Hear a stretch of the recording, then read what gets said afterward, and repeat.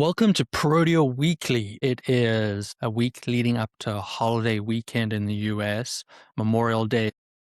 It's a weekend to take into mind and think about those who have given the ultimate sacrifice for our freedom. So I thank those families and their sacrifices, and all those that are still serving at the moment. Thank you as well for your impact on our country. What I want to talk about today is that hot off the presses, Intuit has released a report titled 2026 AI Impact Report, mapping adoption, use, and impact across small to mid-sized businesses in the US, Canada, and Australia. A fairly massive report that's just been released from Intuit that obviously has access to a ton of information, but the report is taking into account survey responses from more than 34,000 businesses and payment data from 5.3 million businesses across the US, Canada, UK, and Australia.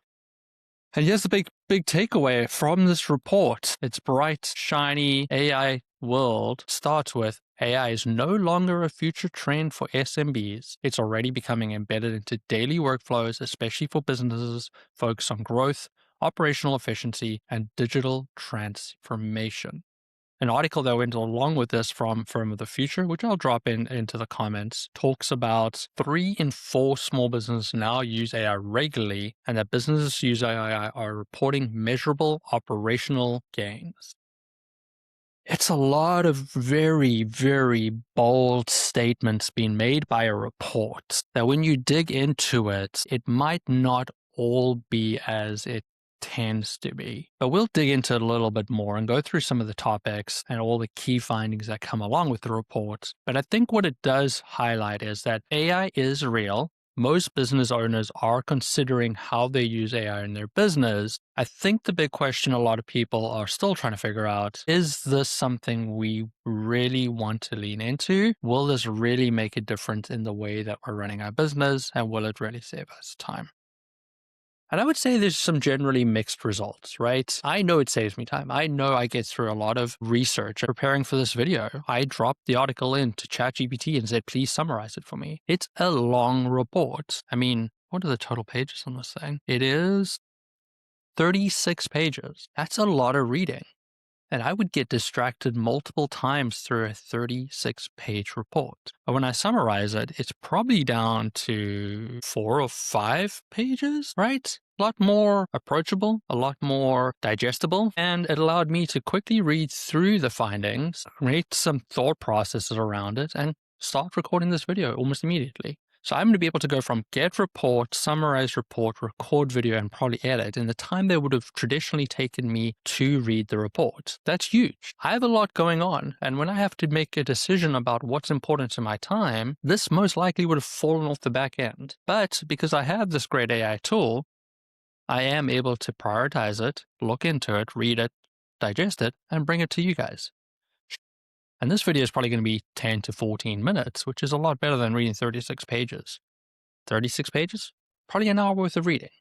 So let's hope I do a good job. If not, go download the report, drop it into your favorite AI tool, and get a summary and make your own decisions.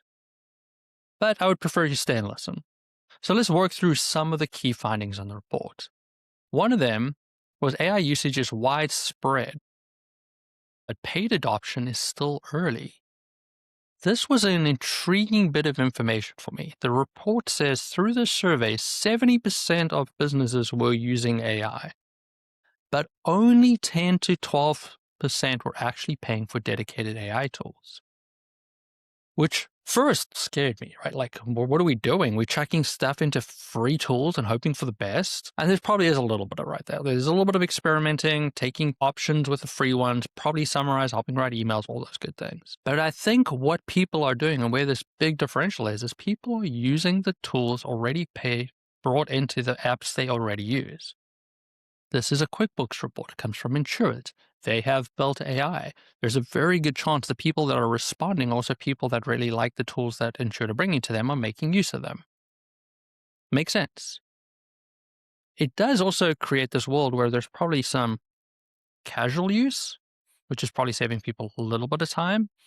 They're seeing it more as a novelty. But then there is this portion where there is a real committed AI investment. We have a committed AI investment. We have paid for Copilot. We have paid for ChatGPT. I have a paid for Claude account.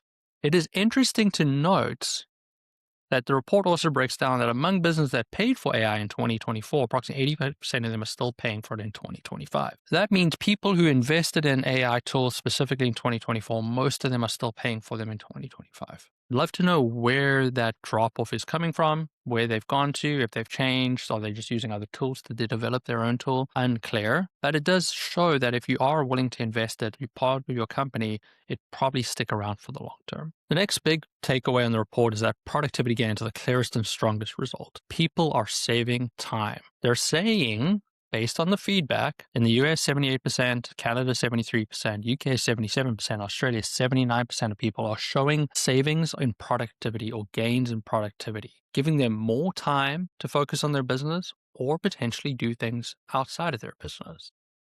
This isn't too surprising because when we look at all the data available on AI, what we're seeing, especially in accounting firms or in advisory firms like ours, is that there's a reduction in administration work. They can be a lot faster at drafting communication, accelerated analysis, like I spoke about with this report, shorter turnaround times. If I had to find time to read an hour article, it would probably be weeks, and improve scalability without proportional headcount increases. The report repeatedly frames that as a productivity multiplier. Basically, the more you use it to do admin, the quicker you'll get, the more time you will save. I think this is an important point, especially for businesses where hours sold is a reality. It doesn't matter how you bill accountants, you're still selling human hours. Time worked. But it's amazing if you can get so much more done in a regular day, you can bill a lot more as well. Quick feedback on the report. They spoke about AI being linked to revenue growth more than revenue decline. Example cited in the report, 43% of US business using AI reported higher revenue over a period of time, where only 2% with lower revenue. I'm not too sure how much that is specifically related to use of AI. It's interesting. I would generally say companies that are taking on technologies are a little bit more forward thinking in these tough economic times.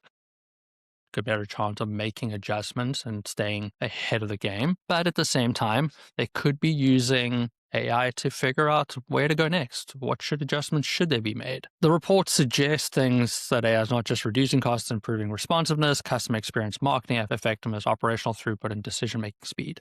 And those are important for better revenue, right? If you can be more responsive to your clients, you can give them a better experience, they're more likely to stay around. If you make adjustments to your marketing strategies based on using AI as a thought partner, you can be more specific with what you're trying to do and who you're trying to reach out to. Obviously, this is from an accounting publication, so they talk about the use case of how an accounting firm could really benefit from this. And I think it's really interesting where you can create more client capacity, you can report faster, you improve your communication, which is always a big winner. I promise you, most people are changing their accountants because of communication, not quality of work.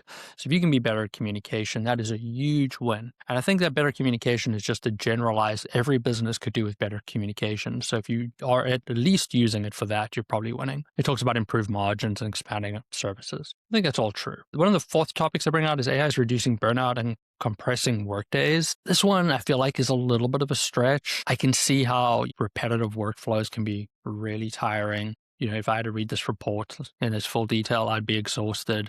But I do think that this is probably a stretch in the data. Maybe it's just people feeling lighter, even though they're probably doing more. Like I know I use AI, I'm getting through a lot more, but I'm still working the same number of hours. Maybe I'm doing more things I like, and maybe that's improving it. So maybe I'm making more time for myself. Who knows? But I can see that potentially reducing burnout, but probably a little bit of a stretch at this point in time.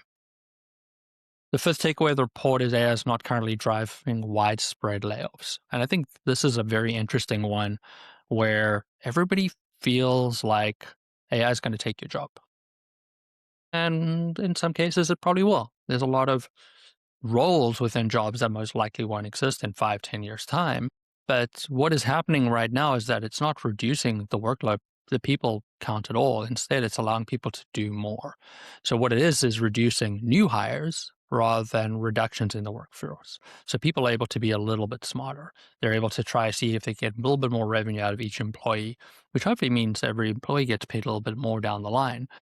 But at the moment, It really is just creating capacity within the team, improving leverage throughout the business, and helping smaller teams operate in a more effective way, which I think is great. It probably also highlights that a lot of people are undercharging for their services. And what this is doing is allowing them to bring this into equilibrium. And maybe that goes up into point 4. We spoke about burnout, where people probably just feel a little bit better about their jobs. And maybe that's why they're feeling less burnt out. It is definitely a tool that can be used. It's probably allowing people to be more efficient. And it's probably a curve, right? There's probably times where AI is taking up a lot of time because it's more new investment, new training, and then the efficiencies will overcome in time. My big takeaway is this is I wouldn't give up on AI. I think it can definitely help you generate more revenue per person because it will take away a lot of the admin work. And, for us, if we drop admin work by 10% and convert that into billable time, that's a win. So think about it that way, taking away the crappy work that nobody wants to do and focus in on using that time to be more productive, high thought work. I think it can make a big difference. Probably not going to reduce your headcount anytime soon, but hopefully allow you to generate more revenue per person. It notes in the report under finding number 6 is that trust seems to be the single largest barrier to adoption, which is interesting, especially seeing that such a small percentage of people are actually paying for tools at the moment. Obviously, when you are paying for things, your security and privacy are better. You're not training the model. You generally have access to the latest and greatest models, so it is a little bit more accurate. But it also cites that the lack of understanding what AI is and what it can do is a big point, which I totally get it. I've made this point before, like my imagination is what's holding me back. I think those that have the greatest imagination, the ones that can really think outside the box, the ones that are using AI much more effectively than probably I ever will. But I would say, pay that fee. It's so cheap at the moment. The AI companies aren't making money. They're wanting you to use the tools. Why not? The free ones you're getting to train, right? But when you get in there and you start using it, it makes a big difference. And you should always be concerned about privacy and security. And you should understand what should and shouldn't go into the financials. I'm not going to drop my social security number in it. Even though it would be almost impossible for it to recall what that number is, it's still not a smart thing to do. So stay away from it. And even if you're just trying to get used to it, do what most businesses are comfortable with. Use it for drafting, for summaries, for marketing, administrative support, workflow acceleration. At the moment, you'll probably be scared about compliance, legal interpretation, financial judgment, and obviously you should always be very skeptical of putting sensitive client data in it. What you need to remember with AI right now, and the best way to build trust, is that this is really about human in the loop. AI is a tool to help you, but the judgment still comes from you. And I think this is where it can supercharge a lot of professional service businesses out there to be able to provide even better financial feedback to their clients about their business to help them be successful. So be a little scared, be a little bit nervous, but go for it. Just do it. It's worth it. It will save you time. Last big takeaway, the businesses leading AI adoption share current common characteristics. So they're saying, based on the data and obviously questions that were answered throughout the survey, the people that are most likely to pay for AI look as follows. There are newer businesses, there are growth-oriented firms, there are digitally native organizations, professional service firms, and businesses led by younger or more educated decision makers. I find that interesting because we're not a newer business, we're 12 years old. Growth-oriented, we always want to grow, but we're not driving growth per se. We'd just like to see some annual uptick, 5-8%. That would be nice. We're not chasing big numbers. We're really just focused on quality of service. Digitally native, for sure. We've been remote since day one, and we've had to find tools to be able to work and collaborate together. And we've been able to do that successfully with a team of 40 people. A professional service firm, yep, that's who we are. We provide accounting services. And then led by younger or more educated decision makers. I have a postgraduate degree as well as a professional qualification. Definitely not younger, as you can see, a little bit gray over here. I'm in my 40s. Not surprising, within the report also talks about information technology, professional service education, the biggest on takes of this, which makes sense. As an accounting firm, we'll continue to push hard into it. I think it makes a big difference to us. There's a lot of things that we could do better, and tools like ChatGPT and Claude, as well as the AI tools being built into the software we're using, is fantastic. And obviously, this is an Intuit report. We're pretty much embedded with Intuit. I'm on their partner council, providing feedback on the tools they're developing, and tools that will help businesses and accountants be more successful and ensure they're doing a great job. Am I exactly sure where they're going with their AI? No. Do I think it's perfect? No. But I do believe that they really are making a concerted effort to help the people that use their tool. And I feel like they at least are running in the right direction, which I think is fantastic. I would generally say this report's worth a read. The summary is probably great as well. But what I would say is my big takeaway about this is go use AI. Just a little bit. Just sit down and go, how can AI help me with this? You don't have to build your whole life around robots. AI is a way to take away some of these menial tasks, these repetitive tasks, the things we don't like to do, so that we can do the things we like to do. That could be dealing with clients, thinking up new products, helping people, or you may even just making some free time. As a business owner, I know 100-hour weeks. They happened in my life before. And I probably wouldn't have worked as many hours back in the day if I had a tool that could take over some of the manual tasks that I need to do.